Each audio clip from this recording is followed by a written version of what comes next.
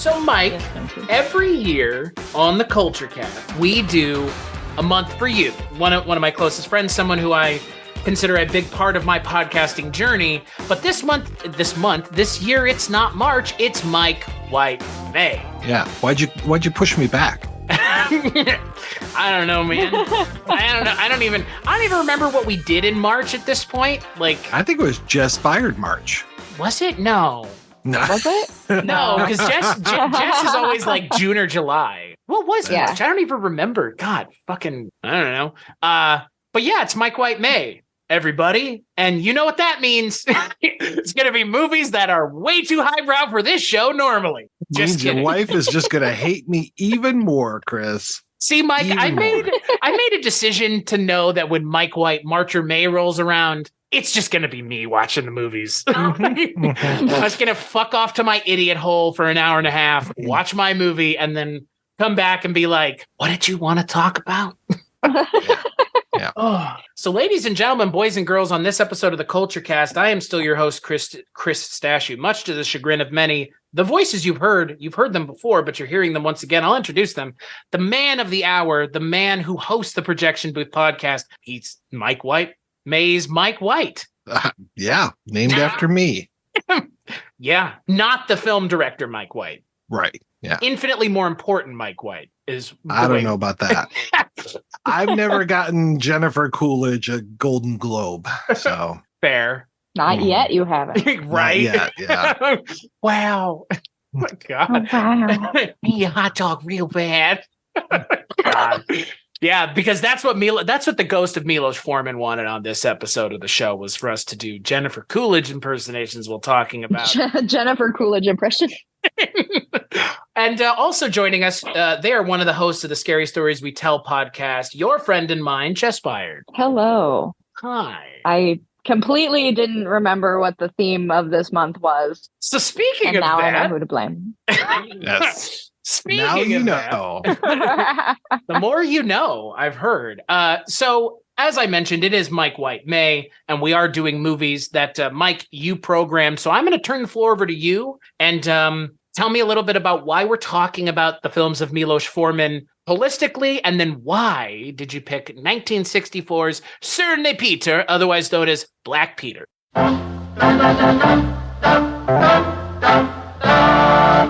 Mně se taky ledacos nelíbilo v životě, ale musel jsem se postavit. A kolikrát často proti své vůli. To ze mě udělalo chlapa.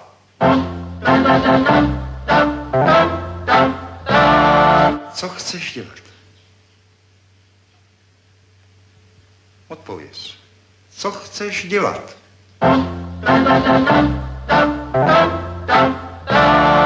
Nemám ti za zlé, že nevíš. V tvém věku se to stává. Ale dokud nebudeš vědět, co máš dělat, budeš dělat to, co chci já. Není to dávno, co má brada byla holá, když tu náhle přišel vous malý a zrzavý.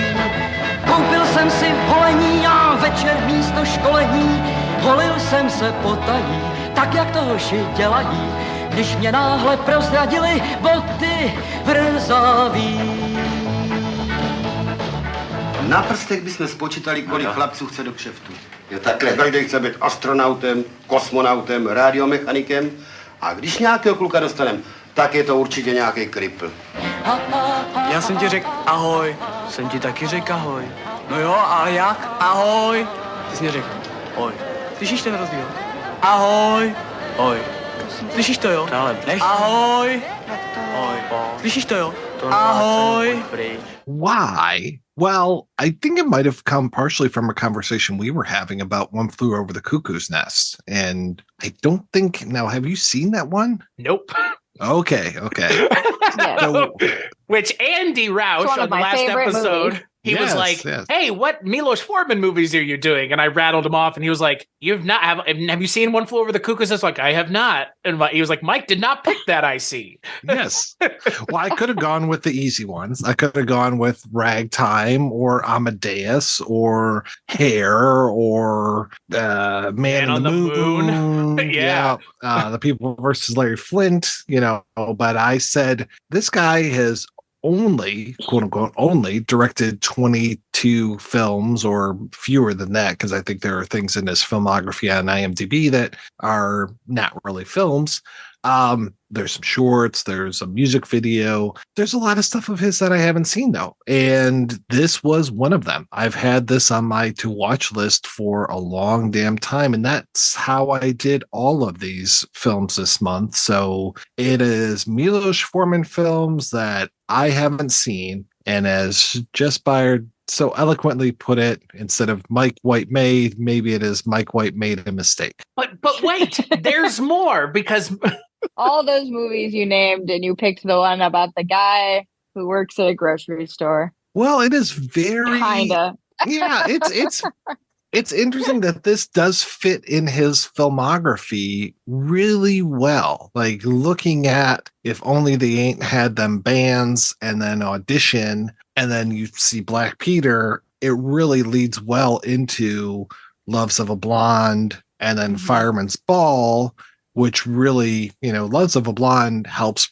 put him on the world stage. Fireman's Ball takes him to the next level. It's kind of repetitive, a little bit of A Blonde in Love, but a little bit, past that. And then we'll talk about Taking Off maybe next week. And that puts him in America. And shortly after that, he does Cuckoo's Nest and just right off the map. Yeah. Well, and that's the thing about Miloš Forman that I do think is interesting, Mike, because you have given me the opportunity several times on your show to be part of commentaries for some of the releases that have been Czech New Wave films. And so this is kind of like right in there. Oh, boy. Yeah, it sure is. Which is really funny because, like you mentioned, Jess, like, why pick this movie? And if in a lot of ways, like, it's a slice of life, folks. It is. It's a slice of life in a less interesting way than All My Good Countrymen was, another Czech New Wave film. But to your point, Mike, like this fits right smack dab into that like milieu of Czech New Wave, because those movies, similarly to this one, can be interpreted and would rightfully be interpreted and, again, could be lambasted as meandering. Cassandra Cat, I don't think so much, but All My Good Countrymen in this movie, you could make the case that they're kind of meandering. But I think I think it's less about what's going on, really, because there's so little going on. And I think it's more of just setting a mood and a vibe and just letting the players play their parts and seeing what comes of it. But I also felt the same way about those Czech New Wave films that I was able to work with you on, Mike. I felt the same way. It's like, this is a very interesting way of making film that is unique and distinct to a time and a place, which is the 60s in Eastern Europe, Czechoslovakia more specific. Right. Yeah. And I, don't get me wrong. I like a movie that is purely a vibe and a place. And I think, for me, that this is a vibe and a place that I do not connect with, nor do I want to connect with, really. It's not a pleasant place. It's like comparing Godard and Truffaut, where I feel Truffaut always had a little bit more story and a little bit more of a plan, and Godard always felt very messy. This feels more like it's messy and feels very, we've got credited writers on here. We've got Forman himself, we've got Jaroslav Papusek, and Popsek, he worked with Forman on these movies, the ones that I'm talking about, the A Blonde in Love, Fireman's Ball. He also worked on Intimate Lighting with Ivan Passer, who was another co-conspirator of Forman's, and that's very much the same, to even down to the idea of musical instruments and, just very awkward social gatherings. I mean, that seems to be the thing with these movies. I mean, Blonde in Love or Loves of a Blonde has this whole thing of, hey, here's this town where there are much more women than there are men, so we're going to bring in these soldiers and we're going to try to pair them up, and there's this big social gathering. Fireman's Ball, It's right in the title, folks. There is a fireman's ball in that, and it's very much this same thing. So like they were not necessarily treading water, but they definitely had ideas as far as like, we're going to take people and put them in this social situation. Some of them will be professional actors. Some of them won't be professional actors, and we'll just see what happens when we let them loose and put a camera on them. And I think that the results are a little bit more, what's that phrase? Your mileage may vary.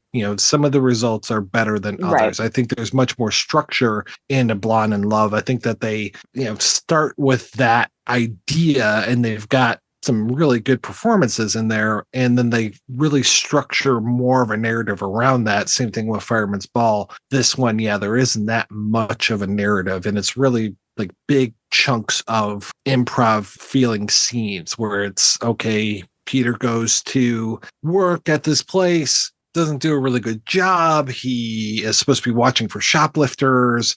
He goes home and talks to his dad about, I let the shoplifter go, but I followed him. And then his dad berates him. And we just get that kind of pattern of like, he comes home and then his mom berates him. He comes home and his dad berates him. And it's just, after a while, it got a little old where I was just like, okay, I mean, I guess I can see what they're doing, talking about, the Society of Czechoslovakia in 1963 when this was made, or 64.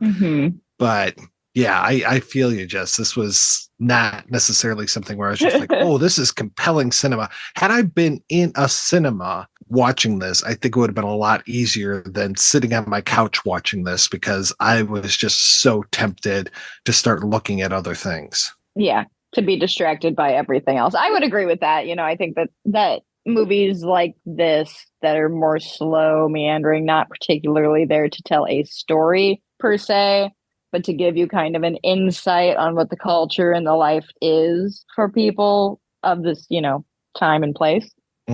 And being in the movie theater, at least, like that's all you can watch.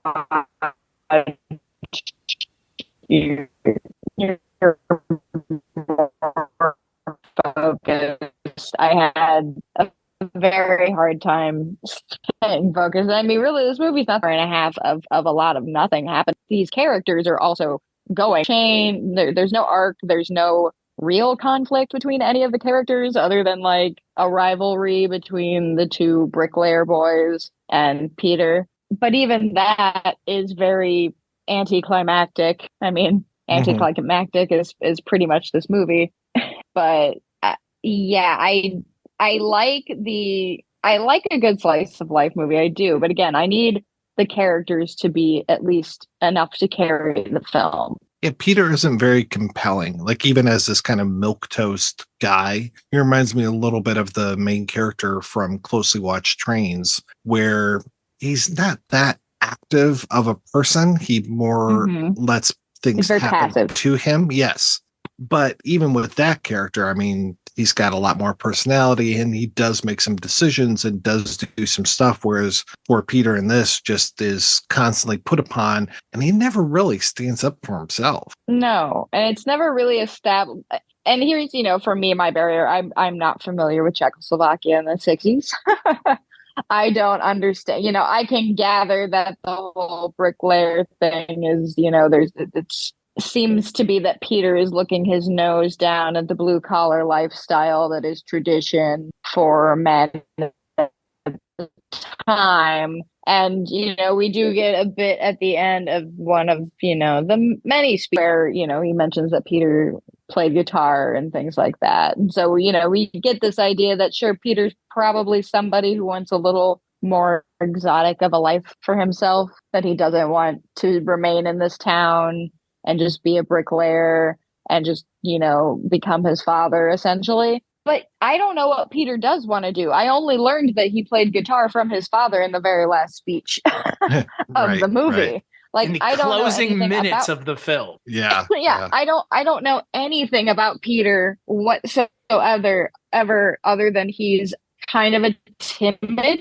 guy, but not even really so timid that it's a major problem in his life. Like, there is a confrontation with him and the two bricklayer boys, but it goes absolutely nowhere. And at no point is there any kind of like actual feeling of tension or drama or whatever that should be happening there. Instead, we get a really weird scene of one of the boys' shorts falling down. I guess that's what happened.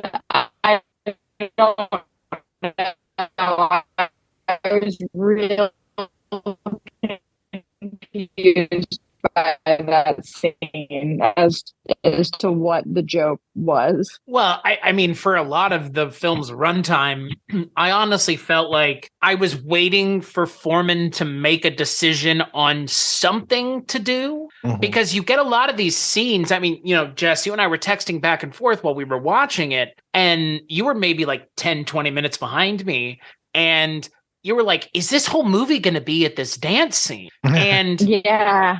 Like, what's surprising to me is, again, this 85-minute runtime film. So comes in at a breezy hour and 25. It's not even an hour and a half long, but there are scenes that feel like they take up a majority of what's happening like they take up a majority of the runtime of the film.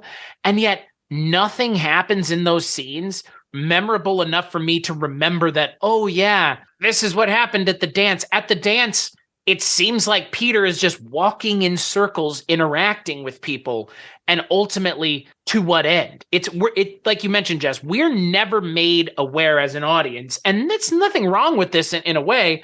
There's plenty of films that we've all seen, the three of us separately and together, I'm sure, that are films where the main character is a cipher and the audience is meant to be, he is the analog or they are the analog for us. And it feels like that's what Forman and Papushek are getting at with this, but why? Yeah, but it's like you got the most boring version of the character you could have to analog yourself to, right? Like he's not having, and maybe that's the point, maybe the point is that he's this listless boy that has maybe some big dreams in him, but doesn't really have the, go get him attitude and the confidence to do it and da-da-da-da-da-da-da. And that's fine if that's what it is. I don't particularly care about that, particular character struggle. But that whole dance sequence, I mean, yeah, it's mostly people having really weird, cringy interactions with each other. And this kid yelling hello. Oh my God. For a good fucking 5 minutes. Oh my. That was painful. It was awful. I don't understand what, and it's funny, Chris, because when we were talking about this movie yesterday and you put it on Flex and I said, oh, it says it's a drama and a comedy. I don't know if that sequence of like in that dance scene was supposed to be comedic in any way, but, and again, cultural and language barriers, like what is funny in a 1964 Czechoslovakian movie is not necessarily going to be funny to me in 2023 in Ohio. If there was a purpose to any of it, I think it would be more excusable. But when you just have character interactions between characters that we don't even understand their characterization, it all just rings hollow and falls flat. And what's interesting, Mike, you've kind of mentioned some of the other things that Forman has worked on. And again, I can't speak to this because I haven't seen those films, but the naturalistic style of shooting things is a Forman thing, right? Like that's a thing that he leans on a lot. At least in these early films, yeah. Okay. Yeah. Yeah, not Amadeus and One Flew Over the Cuckoo's Nest, but right.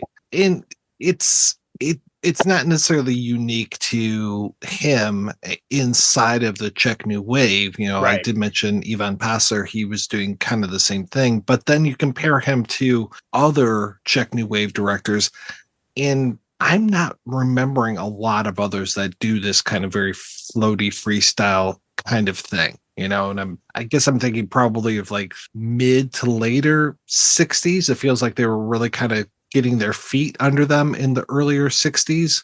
Mm-hmm. Things like Pearls of the Deep and those filmmakers that were involved with that. But yeah, it was interesting because he was still doing this more freeform stuff, even in 67. It's like that was his formula. And then he had to change once he left the US. I mean, I haven't seen and this is the thing. This should be Father Malone all month as well, because I haven't seen any of these films until this time. So I don't know if Taking Off is going to be more in the Fireman's Ball camp or more in the One Flew Over the Cuckoo's Nest camp. Well, what's interesting is this feels like a pale imitation to even someone like Wojtek Jasny. Mm-hmm. Like, I was watching this thinking, oh, the Cassandra Cat and All My Good Countrymen are so much more interesting than this. And even All My Good Countrymen, again, like, that movie's, correct me if I'm wrong, 2.5 hours? Yeah, I think it was, yeah. Right? I would rather rewatch that twice than watch this again, because by the end of this, it feels just like an interesting experiment in, the old versus the young, expectations versus wants. And that's fine. I think to your point, Jess, like we've seen this story before, obviously. This is not a new topic, but to tell it in such a way that they tell it here, it almost feels, not that it's not important, but it's like they don't grasp what is important about that and how to showcase it to the audience. What is important about these clashes between old and young, new and old, establishment versus, transgressivism.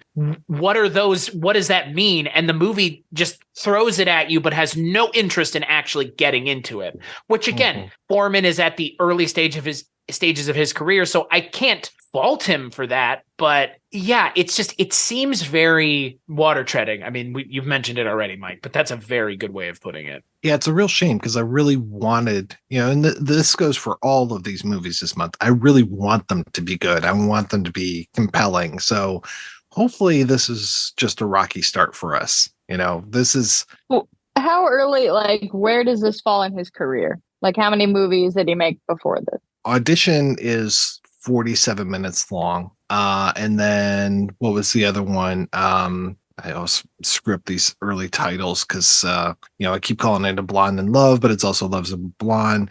I'm trying to think of Audition, and then I mentioned it earlier. Leave It to Me. If they only ain't had them bands. That's a short as well. So this is really, that was 33 minutes. And I think they take that, like on the second run disc, they take that and Audition and have them both on the same disc. This is really his first feature. I wouldn't consider Lanterna Magica because that was a documentary. It does feel like a student film in a way.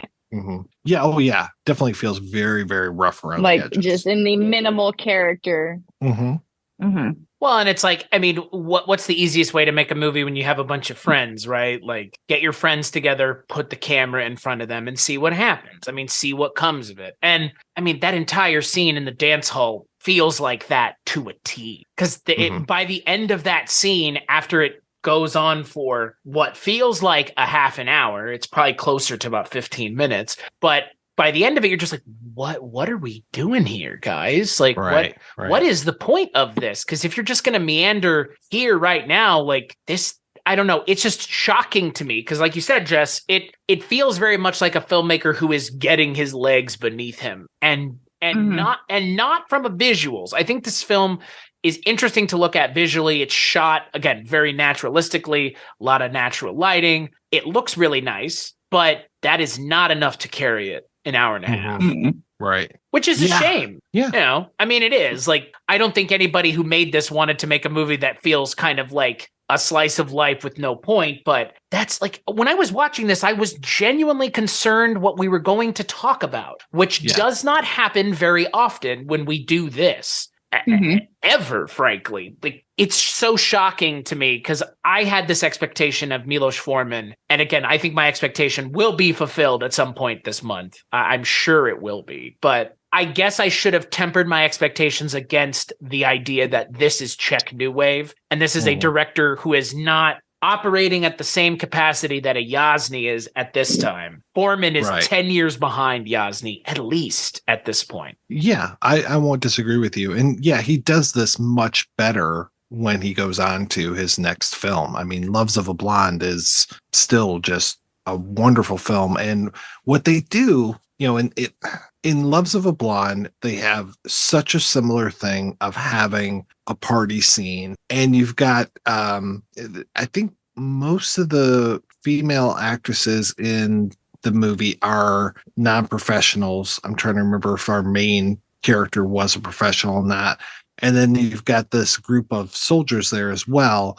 And 2 of the 3 soldiers are non-professional actors, but then they take those 2 non-professional actors and they put Vladimir Menzik right in the middle of them, who I love, and who is also in he's been in pretty much every movie that we've talked about. I was kind of disappointed he wasn't in this movie. I was like, where is that funny looking guy at? Come on, Mr. Czech Film himself, And that was really smart, because then he's the professional actor and he's able to bounce off of these unprofessional actors, and it makes them better by him kind of like reacting to them and pushing them into different situations. And it doesn't feel like they have an anchor in Black Peter. It feels like it is just like, okay, all of these people feel like they're non-professional actors. I mean, his father, the guy that plays his father, definitely started off as a non-professional, but he was in a lot of things. And to me, he's the best part of the whole movie. Whenever he shows up, I'm just like, okay, this guy means business, and, you should really pay attention to what he's doing. He is a force to be reckoned with in a way that no other character in the movie is. Right. Like, he has a distinct point of view. He has a distinct idea of how he thinks things should be. And he has a way of getting that across to people that many people, myself included, would probably consider to be abrasive or not problematic, but lacking tact, in a way that you often feel when an adult is talking down to you as a kid, right? So that, I mean, it comes across perfectly, but instead of it's feeling like he's speaking to me as the audience, he's speaking to someone who doesn't care, in the form of Peter, who is, again, it's just like, it's hard to get excited for him because he's just unexcitable completely. This movie actually, Mike, reminded me of that Yasny film that we watched for your show that wasn't the Cassandra Cat and All My Good Countrymen. It was Return to Paradise Lost. It has weird like floatiness, and like things just happen and none of it really matters.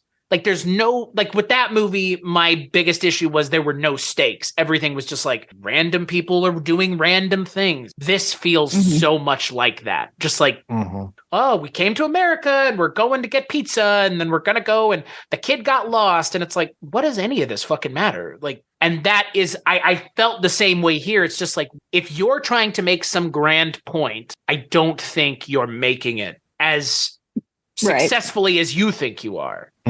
Yeah, I think it's interesting because I think Peter is probably one of the weakest parts of the movie, not just his character, but also his acting. Right. And then you get to like the guy that plays, and I can't remember his name, is it Zdeněk, the bricklayer?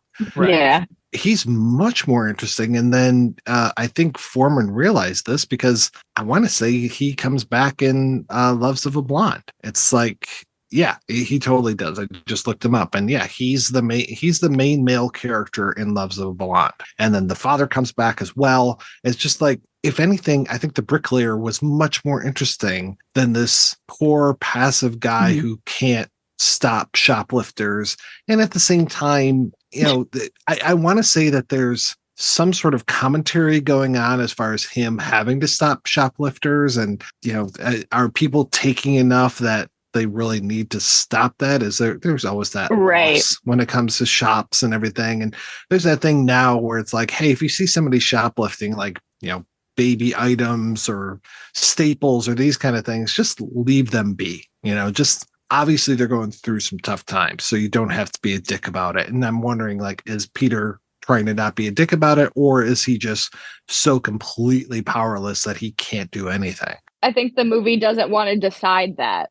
Like, I think that he doesn't, at no point does Peter ever make a decision on anything. He just literally just walks through the movie for most of it. And because we get nothing from this actor visually, like on his face or anything, when anybody's talking to him, it's hard to discern how he's actually feeling about the situation. Where is it like, oh, I'm just so shy and timid that, I am this weak person that this weak man that my father thinks I am? Or am I, making a statement by not stopping these people? We don't know, because we get no indication from anyone in the movie. Mm-hmm. And the reason his father is the best character in the movie is because he's the only character in the movie, essentially. Like, that's an actual character with, like Chris said, a defined point of view, a sort of bravado in his performance, as, kind of irritating and as old as it gets, having to go through these speeches that he gives.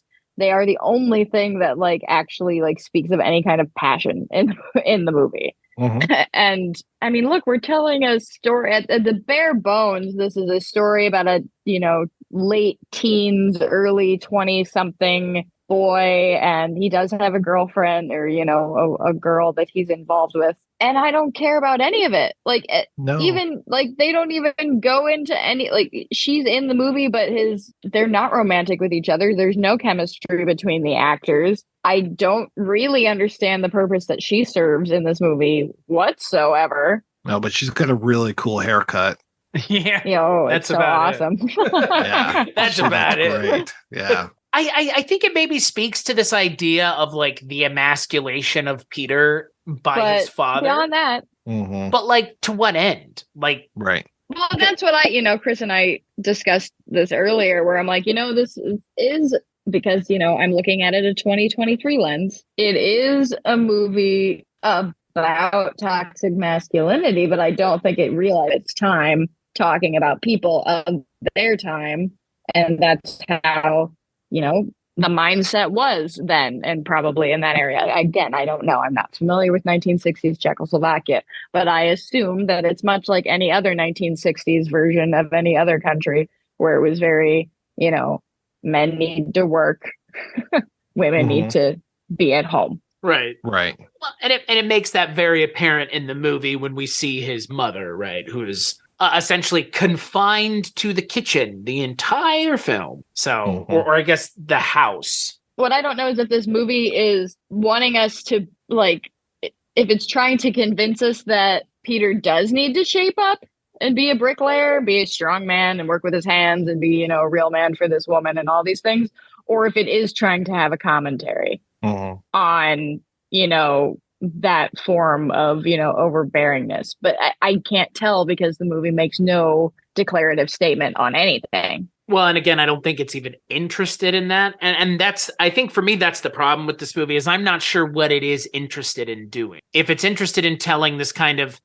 slice of life, day in the life of an Eastern European convenience store clerk, then that is the show. Country boy. Yeah, that is the movie that we get. But that in and of itself is not enough to mine. And I mean, it could be, but you got to have a character. I mean, it's weird that the only character in the movie is not our main character, the character who the film is named for, which the name Black Peter, it doesn't even have anything to do with the original title is I was confused. Peter and Paula. So I don't even understand. Yeah, I was looking at I can't remember the name of the book, All the Beautiful Young Men and Women, I think it's called. It's a great book about Czech cinema, all from this writer's perspective, and he and Forman were friends. And so I was like, oh well, he and Forman were friends, he's got to be writing about Black Peter. And I was looking through the index and I was just like, no Black Peter, this is really weird. And then I found this whole section about Forman, so I'm reading it and I was like, oh, Peter and Paula, just like the subtitles say, because my subtitle said Peter and Paula, not Black Peter. And yeah, I mean, for folks listening at home, I mean, Black Peter was Santa Claus's assistant, I think, and I'm not seeing any of that here. Sounds like a demonic goat from The Witch. Yeah. I mean, from best I can tell, like you mentioned, Mike, Black Peter is Santa's assistant, exactly. Often in blackface. I think so, yeah. Which ain't great. No. He's no, what is it, Nain Rouge, or what's the one that people all think is hilarious now around Christmas time? They're like Krampus. Krampus. Yeah. Oh, I celebrate Krampus. It's like, yeah, funny.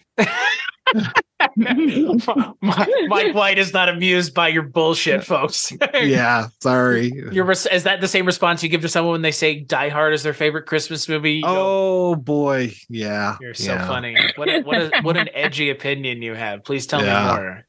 I'm all about that Black Christmas movie. Ha ha ha. Yeah. I don't know what the title has to do with anything. I don't think it has anything to do with anything, at least not the way the movie is now. Right. I think, but again, one could even go as far as to say, to your point, Jess, calling it Peter and Paula means what? Like, that's not even part of the movie either. To be honest, though, I mean, it makes a little more sense. It's Peter and Paula. Right. There they are.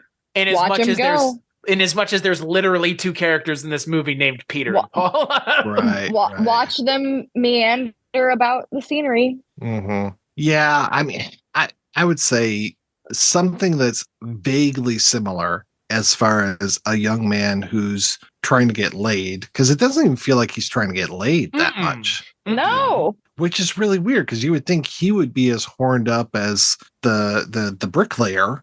Everybody else, to get with that, like everybody else who's trying to get with that blonde, and then he fucks up because he goes after Paula, and it's like, okay, but I would say, watch Yuri Menzel's Closely Watched Trains instead, because then you actually have like a plot. There's a whole lot to it. Yeah. I think, I mentioned Pearls of the Deep earlier, and I think every single one of those shorts that's in there is based off of, I think it's Frabel short stories. They're short stories. They have a plot. They have to have a beginning, middle, and end. And this one just meanders way too much. And what I ultimately don't understand is, at the end of the day, he goes on to make like 3 more Czechoslovakian films, and then goes to America, and then the movies that he makes in the United States are as far removed from this as humanly possible. Oh yeah. So is he a Czech New Wave director, or is he Miloš Forman trying to force himself into the box of Czech New Wave and not necessarily being able to hang with the big boys, as one might say? I feel like I would consider this to be fairly avant-garde, the way that it is plotless, the way that it is shot with these non-professional actors. I feel like he was kind of doing what the New Wave was setting out to do, or at least other New Wave movements. But then, Chris, we talked about Japanese New Wave a few years ago, much more structured, and when I look at other Czech New Wave films, they're much more structured. Like, of course, something like Daisies is super avant-garde, but you've got that, which is way out there, very surrealistic. And then you've got everything else that I can think of when it comes to the New Wave, at least off the top of my head, was pretty structured. They had really solid stories. And, I think, like you mentioned, Cassandra Cat definitely has a very solid story. I think everything that I've ever talked about when it comes to Czech New Wave, other than Intimate Lighting, has a very strong story. And I will say I ran into the same issue when I was trying to talk about Intimate Lighting out last year on Czechtember. I was just like, what am I going to say about this movie? Thank God I had, I can't remember who both of my hosts were, but I know Spencer was one of them. And it's just like, thank God Spencer was there to kind of like, oh, well, I'm seeing this and I'm like, oh, good. I'm glad you're a film professor, because you're proving your mettle today, man. Right. I was about to say, there's worse people to have on an episode about high cinema than a cinema professor. Exactly. God. Yeah. Oh, it was Matthew Asprey Gear was my other co-host on that, who can also figure stuff out way better than I can. So, yeah. I'm not even sure if there's something that we're missing here. I think the movie in and of itself is missing something on its own, because I don't. I mean, it feels based on, I have not seen the other kind of movies that are in the same vein as this that he did after this. But judging like how you've described them and what they are, it kind of feels like this movie, being his first feature, was the work it out movie. Oh, you definitely. figure out how to make a movie, figure out what works in a movie, what doesn't work in a movie, and then redo it in your next one. Take, the things that you wanted to use in that movie, or that you did like in that movie, and then put them in this next one. Mm-hmm. So that makes more sense. It makes more sense to me in context of it being his first film and knowing what came after that it does now just even more so just feel like I just need to make a movie to say I made a movie and know how to do it, and now I can hone my craft. Mm-hmm. Not everybody's early movies are going to be the original Evil Dead. Like, right. Not everybody can knock it out of the park first go. I would say this is a good blueprint for what he does with the rest of his Czech career, at least his early Czech career, because he does come back eventually and does do Amadeus in Czechoslovakia. I think he even shot Ragtime in Czechoslovakia as well. So, he comes back, he makes good on it, but yeah, it's definitely very different from this early stuff is way different than what he's going to do later on. Which is, I mean, again, like, you mentioned, obviously, I've never seen One Flew Over the Cuckoo's Nest. I've never seen Amadeus. Hell, I've never even seen Man on the Moon. So I've seen nothing. This is it. Again, like, is this a disappointment? I can't really even say, because I didn't know what to expect. In terms of it being a successful Czech New Wave film, I think it's a failure in being a one worth remembering and revisiting, because like I actually have been meaning to rewatch The Cassandra Cat, and I have been meaning to rewatch All My Good Countrymen, two movies that you cannot. And now you got those beautiful Blu-rays, baby. I know, and I'm on them too. There's this guy that sounds like me, and there's this guy that sounds like you doing commentary. What the actual fuck?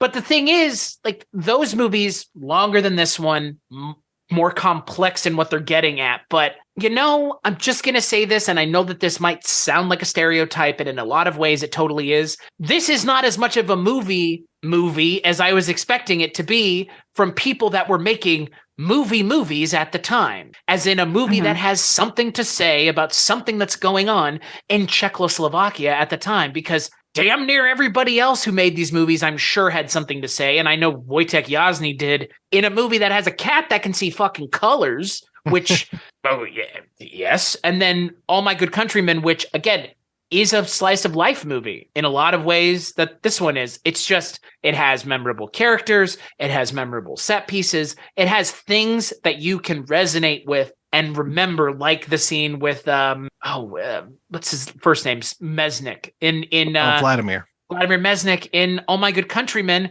the scene with the chicken and the feathers. Like, oh my God. Yeah. Right. Like, just fantastic camera work and just blocking and everything. And just the music and his performance is so great. And that he gets that out of like 3 or 4 minutes. This movie is an hour and 20 minutes long. And by the end of it, it's just like, I rewatched it twice. And all I could think to myself was, I'm glad it's not any longer than an hour and a half. Mm-hmm.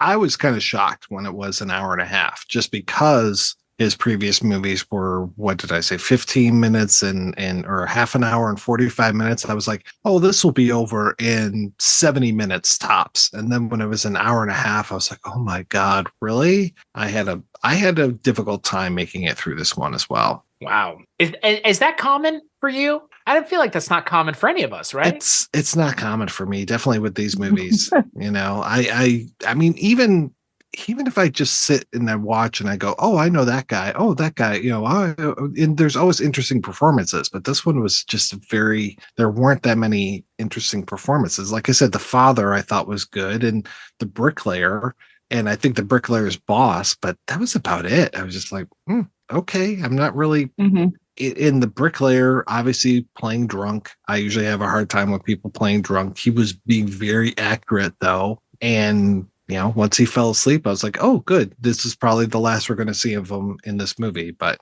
he comes back.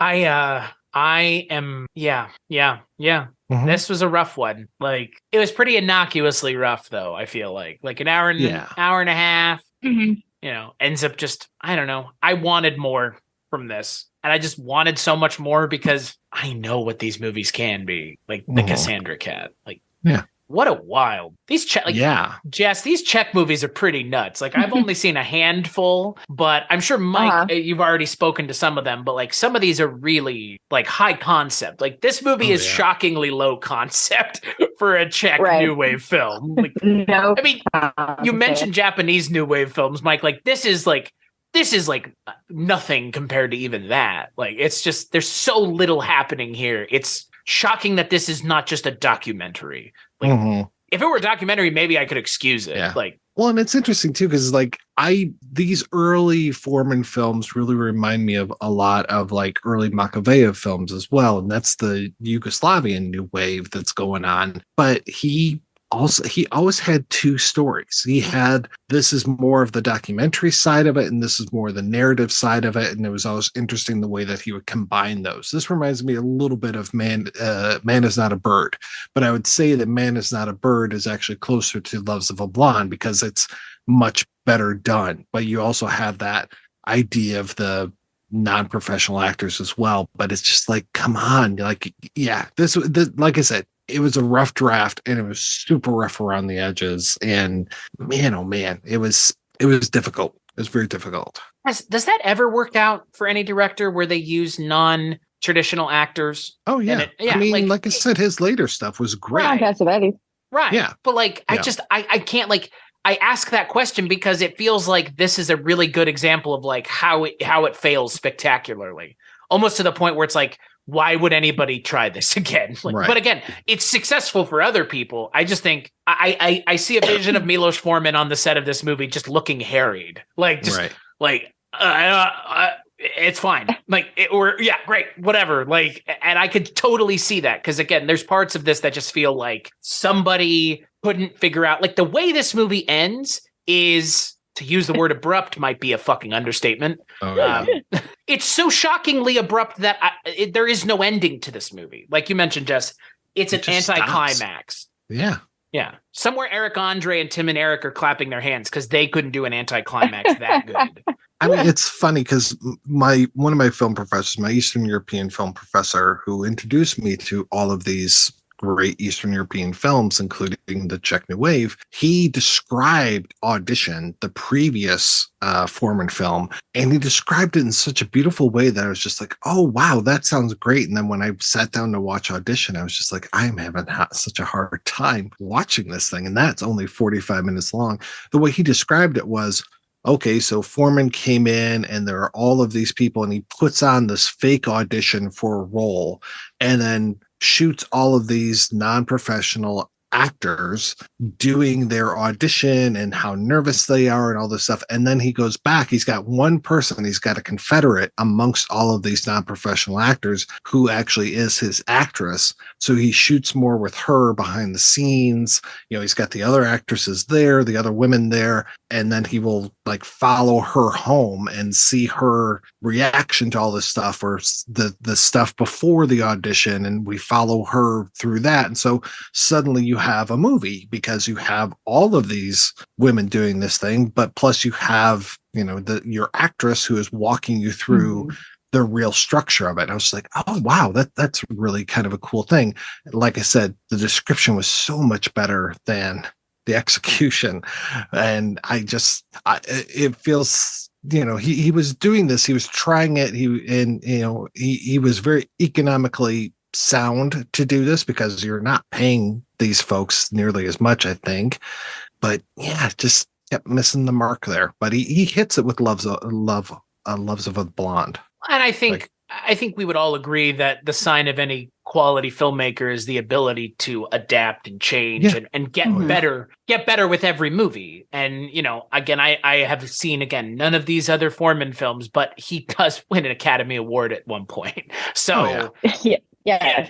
Like, this is not, you know, like, oh, whatever happened to that Miloš Forman? Like, no, we know what happened to that Miloš Forman, you know. Right. We all know. So, like, I don't think any of us need to have any sort of like, oh, right, you know, that movie that they totally didn't win all these awards for. So it's just one of those things where it's, like you said, with your expectations of Audition, like if someone explained this movie to me and then I watched it, the way they explain it is going to obviously be a complete fallacy. Because if you were to like be like, hey, describe this movie to me, I'd be like, it's a story about a kid who doesn't know what he wants in life, and we spend a day with him. That already sounds more interesting than the movie that we actually get. So it's. I haven't seen very many movies like this one, and I'm not saying I don't want to see more of them, but it's it's interesting to see where a filmmaker starts. And that is probably the best thing that you can get from this,